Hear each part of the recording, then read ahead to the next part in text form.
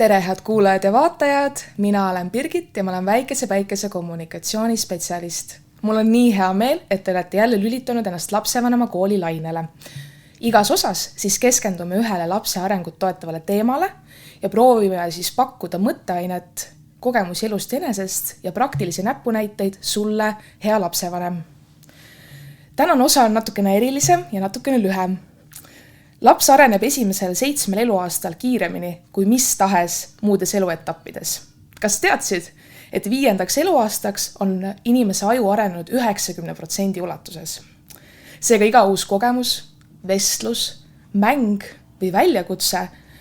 loob vundamendi lapse tuleviku minale.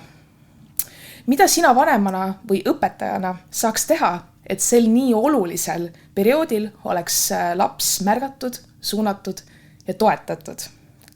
Sellel annab vastuse uus ja nutikas andmekeskkond Digila, mida väike lasteaiad ja hoiud hakkavad põimima oma igapäeva ellu. Järgmisest siis õppeaastast. Kuidas, miks, mismoodi ja kellele kutsusin seda teemat avama väike haridustehnoloogi ja ka Digila projektijuhi Karin Eesmaa. Tere, Karin! Tere, Birgit! Aga alustame siis sellest, et kui inimene praegu kuuleb täiesti esimest korda sõnast Digila, siis mida see endast kujutab? Digila on siis veebirakendus, kus saab 0–7 aasta vanuses laste arengut jälgida, monitoorida, analüüsida. Et see on selline abimees meile, et me ei magaks maha seda kõige olulisemat aega lapse elus. Et tegelikult selle käigus me õpime üliolulisi oskusi kogu terveks eluks ja meie arvates on see väga oluline, et me saaksime seda võimalikult hästi toetada. Ja Digila siis on selline tööriist, mis kogub kokku lapse arengu andmed, mis on tema kohta sisestatud ja aitab neid analüüsida, et me saaksime teada, mida laps oskab, kui hästi oskab, mida ma saaksin veel oma lapsega näiteks teha, kuidas tema arengut kõige paremal viisil toetada. Et Digila aitab siis lapse andmeid monitoorida, analüüsida, et andmeanalüütikaks oleme kasutanud ka tehisaru nutikust, et süsteem oskaks luua personaalseid soovitusi, mida siis lapse arengu toetamiseks oleks kõige rohkem vaja teha. Et see on siis meie tiimi omala spetsialistid, tarkus ja siis natuke ka sellist tänapäevast nutikust, et siis oleme need nii-öelda pead kokku pannud ja püüdnud luua sellist keskkonda, mis siis oleks abiks ja toeks nii lapsevanemale,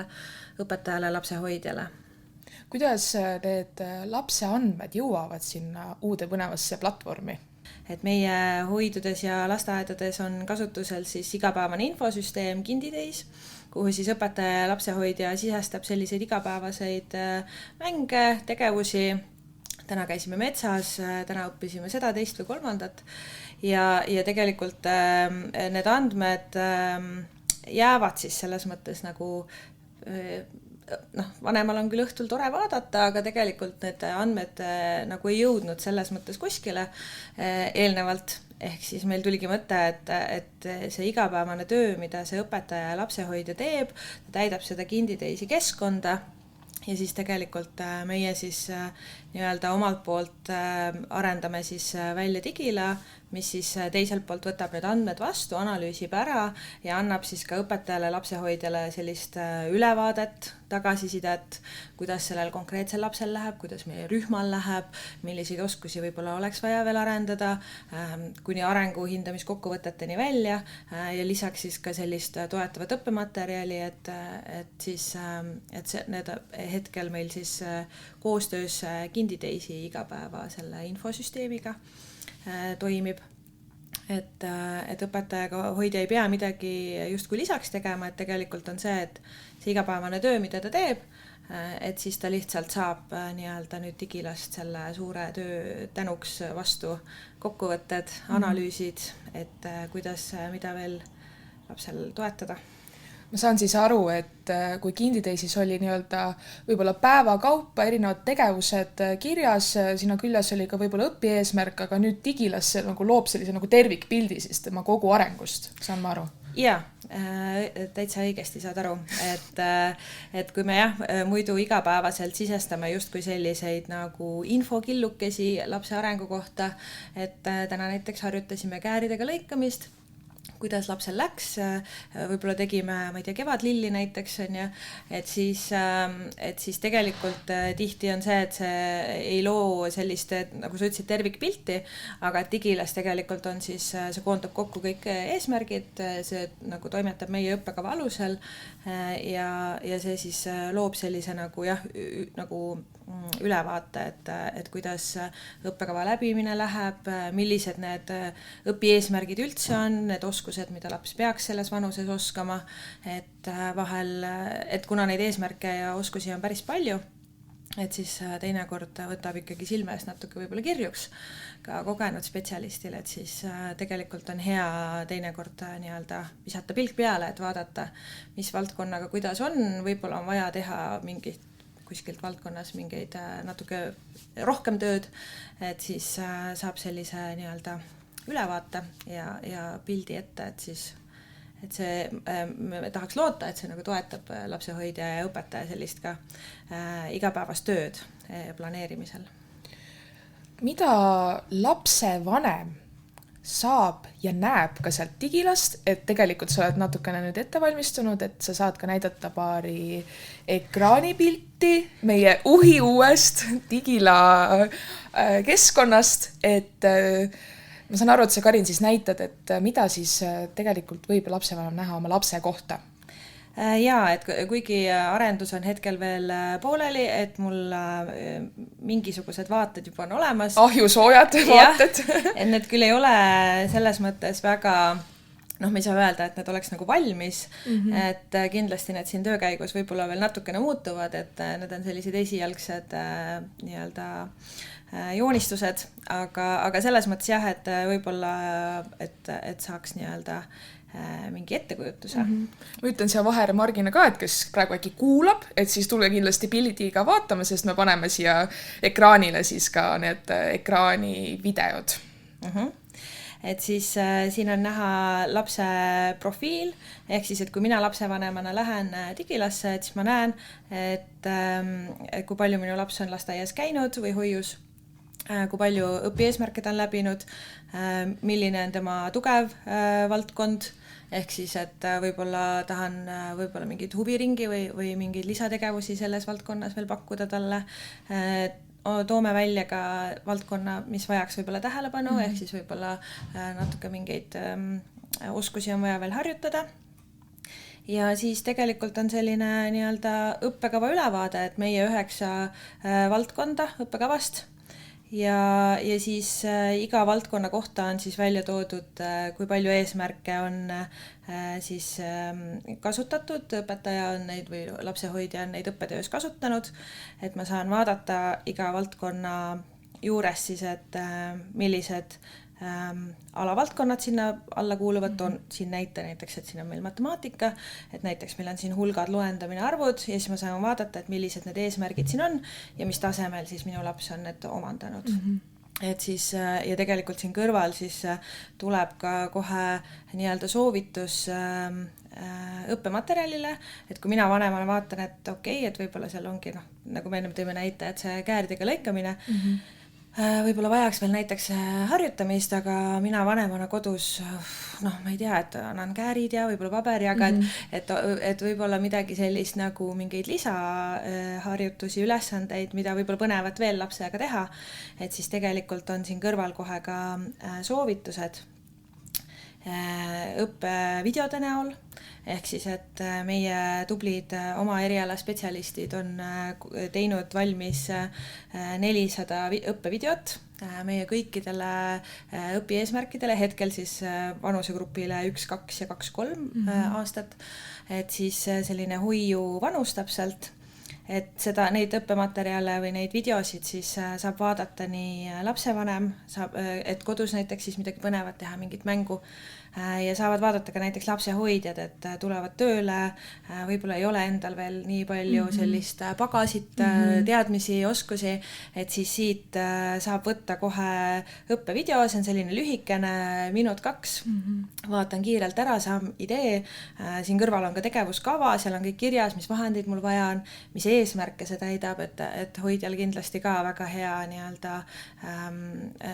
toetab tema sellist professionaalset arengut. Et meil on siin näiteks õppevideo mesilane, et toetab mina ja keskkonda, üldoskusi, et siis vaatan kiirelt ära, vaatan, et mis vahendeid mul vaja on ja et saan siis kodus või hoius näiteks seda teha. Ja need tegevused on tegelikult väga mängulised, et need ei ole tihtipeale sellised istume nüüd laua taga ja hakkame siin nüüd nii-öelda seda õppevaldkonda läbima, on ju? Jah, et me püüdsime, kuna me ise oleme nende videode autorid, et meie tubli õppejuht ja mina ka pikaaegse õpetaja taustaga ja mõned inimesed veel, kes neisse panustanud on, et tegelikult me püüdsime võimalikult laia nii-öelda siis sellise nagu tegevuste ringi sinna panna, et mida selles vanuses lapsega teha, et kui ma mõtlen küll, et mul on seal kodus see 3-aastane laps, on ju, et ma nüüd näiteks, ma ei tea, et talle meeldib palli mängida, me hakkame palli mängima või et talle meeldivad pusled, et siis me paneme puslesid kokku. Aga et tegelikult mina vanemana ei pruugi üldse teada, mis selle taga on või et mis oskusi see nagu toetab või arendab, et siis võib-olla natuke teadlikumalt läheneda sellele, et okei, ma tean, et tal võib-olla on mingite valdkonnadega just raskusi, on ju, et siis ma pigem mitte, et ma mängin seda palli, mis talle kogu aeg meeldib mängida, vaid et võib-olla ma toon siis ka mingeid teisi tegevusi sisse, et just neid, mida tal tegelikult oleks vaja nagu harjutada ja toetada. Et siis need õppevideod on siis hetkel vanusele 1-3 olemas. Need saab siis siin rõõmsalt vaadata, need on minu arvates väga armsad ja ägedad ja nunnud, et selles mõttes sellised mõnus materjal. Ja on tulemas ka tegelikult vanematele vanustele. Jah, et hetkel oleme siis plaani võtnud ka, et liigume siis vanusegrupi kaupa edasi, et 3-4-aastastele ja sealt siis edasi, et igale eesmärgile siis oleks mingi videomaterjal ka juures, et siis nii-öelda ka vanematele vanusegruppidele pakkuda. Et kas siis ongi näiteks alustavad õpetajad, samamoodi vanemad, et tahavad oma lapsele pakkuda mingit sellist harivat sisu, mis toetaks ta arengut, et siis et need on selles mõttes meil siis töös, et käed tööd täis. Korra hüppan tagasi nende lapse niinimetatud supervõimete juurde, et tegelikult see Digila leiab selle ka üles selle potentsiaali või selle, kus selle lapse supervõime peitub või millest on nagu üle ootuste. Ja, et üks väga oluline osa seal ka lapse profiili peal siis ongi see, et me toome välja selle tugevuse, ehk siis nagu meie armastame nimetada, ongi see supervõime või selline võib-olla ka eriandekus. Just. Et siis, et me märkaks ka seda valdkonda, et mitte ainult neid lapsi, kes vajavad abi, võib-olla mitte ainult neid valdkondi, mis vajavad abi, vaid tegelikult ikkagi nagu läbi selliste tugevuste ka arendada. Et kui matemaatikas ikkagi läheb väga-väga hästi, et siis tasub nii-öelda seda valdkonda ju toetada, edasi arendada, et seda lihtsam on lapsel edaspidi ju koolis näiteks matemaatikat õppides, võib-olla ta tahab tulevikus siis valida näiteks mingi matemaatika valdkonnast mingi eriala endale, et kindlasti jah, et kui muidu, ütleme, kui mõtlen õpetaja töös näiteks, sa ikka teinekord märkad, et mõni laps on hästi loov ja eks sa annad endast parima, püüad seda nagu toetada, aga et see tihti, ütleme, kogu selle töömahu juures sul lihtsalt ei jää selleks väga ressurssi. Ehk siis, et vahel tahaks küll mõnele lapsele mingit nagu teistsuguseid ülesandeid anda, aga jah, tihti on see just selline ajaline ressurss, mis õpetajatele hästi pigistab, on ju, et kuidas ma siis neid mänge hakkan justkui diferentseerima või nagu igale lapsele, et noh, mul on rühmas seal 24 last, 20 last, et igale lapsele siis vastavalt tema nii-öelda oskustele hakata nagu planeerima, võib-olla nagu ette valmistama mingeid õppetegevusi on nagu väga mahukas töö. Et siis Digila astubki selles suunas, et ta aitab luua sellist personaalset õpiteed, just sellele lapsele mõeldud ja õpetaja saab sealt kiire ülevaate, saab soovitused ja ongi, et selles mõttes ta saab seda palju lihtsamalt siis oma töös ka nagu arvesse võtta. Ja lapsevanem ka tegelikult saab ju kodus siis vastavalt nendele soovitustele ka tegutseda. Ja noh, nagu ma ütlesin ka, et võib-olla ka siis huvihariduses või kuidagi nagu lisaks siis nagu leida mingit sellist väljundit, et noh, väga tihti me ju kohtame seda, et noh, mis huviringi me lapse paneme või noh, ma ei tea, noh, talle meeldib tantsida või talle meeldib muusika, et me siis paneme sinna, vaatame, kuidas läheb, aga et seal tegelikult võib-olla ei ole alati sellist väga teadlikku valikut taga. Et võib-olla kui vanemal on ka see info olemas, et okei, näed, tal on võib-olla robootikas üldse väga head oskused, et siis miks mitte pakkuda, proovida sealt, et loomulikult tasub katsetada ka erinevaid asju, aga et lihtsalt, et see nagu annaks lapsevanemale ka sellist infot, et mida mu laps oskab, kus maal ta oma asjadega on, mida nad üldse seal lasteaias või hoius teevad, et noh, mis need 2-aastased seal hoius teevad, mängivad, söövad ja käivad õues ja magavad ja. Et aga tegelikult on seal taga ju selline väga suunatud nagu lapse toetamine, igapäevaoskuste harjutamine, et see lihtsalt annab sellise parema ülevaate ka sellest, et mida ja miks me nagu iga päev seal hoius teeme, et kui oluline see tegelikult on, et kätepesuoskused saaks omandatud ja lusikahoid ja mis hiljem hakkab võib-olla seal siis ka, ütleme seal kirjutamist mõjutama, et kõik need on väga olulised oskused ja tihti on lihtsalt see, et igapäeva elu käigus me ei mõtle sellele, et viime lapse lasteaeda ja seal on professionaalid ja seal tegeletakse, et tegelikult on hea olla ju ka ise kursis, et mida ja miks ja kuidas tehakse. Nagu meile meeldib öelda, et kuidas mu lapsel siis päriselt seal lasteaias või hoius läheb, et tegelikult Digila pakubki nii-öelda seda ülevaadet või sissevaadet siis tegelikult sinna maailma. Et mis see hästi päriselt tähendab. Just, et mis on hästi. Et see tüüpiline vastus, et no, et kuidas täna siis lasteaiapäev läks, on ju, kõik läks hästi. Aga et mis see siis nagu tegelikult tähendab. Ja et see ei peaks olemagi selline 1 kord aastas või 2 korda aastas, kui on arenguvestlused näiteks, et siis tehakse kiirelt mingid arenguhindamismängud ja selles mõttes, et meie tahame just sellist järjepidevat arengu jälgimist. See on ka tegelikult lapsehoidjale õpetajale palju nagu kasulikum, sellepärast, et ta ei pea justkui mingi ühel perioodil tegema väga mahulist arenguhindamist, et tegelikult on see töö juba kõik tehtud, et ta lihtsalt võtab kogu selle info, mis seal süsteemis on ja saab vanemaga siis selles mõttes vestelda lapse arengust ja siis ka kõigest muust olulisest, et tegelikult et see nagu hästi toetab just seda ka, et see oleks õpetajale ja lapsehoidjale ajaline kokkuhoid ja samas jääb ka ju siis palju rohkem aega nii-öelda tegeleda lastega, suhelda vanematega, ühesõnaga, et seda ajalist ressurssi saab kuskil mujal siis kasulikumalt kasutada. Uus õppeaasta väikepäike lastehoidudes ja aedades tuleb tegelikult väga põnev, sest et plaanipäraselt me hakkame rakendama Digila keskkonda. Et räägi natuke sellest. See on tõesti väga põnev. Ma ütleks, et kogu see protsess on olnud äärmiselt põnev, et sellist keskkonda ju tegelikult ei ole olemas, me ju loome seda ise. Meil on ka päris palju vaidlusi võib-olla kohati, et kuidas oleks kõige parem, et tegelikult meil on ühine siht, meil on missioon, et lapsed 0–7 areng oleks toetatud, see on ülioluline, et meie töötajatel oleks hea, et meie lapsevanematel oleks hea. Et see protsess on olnud selline paras Ameerika mägedel sõit, aga siht on silme ees, missioon on paigas, et ja sügisest läheb eriti põnevaks, et selles mõttes siis hakkab see asi ju nagu tööle ja siis no siis vaatame. Kes teab? Et loodame, et kõik toimib.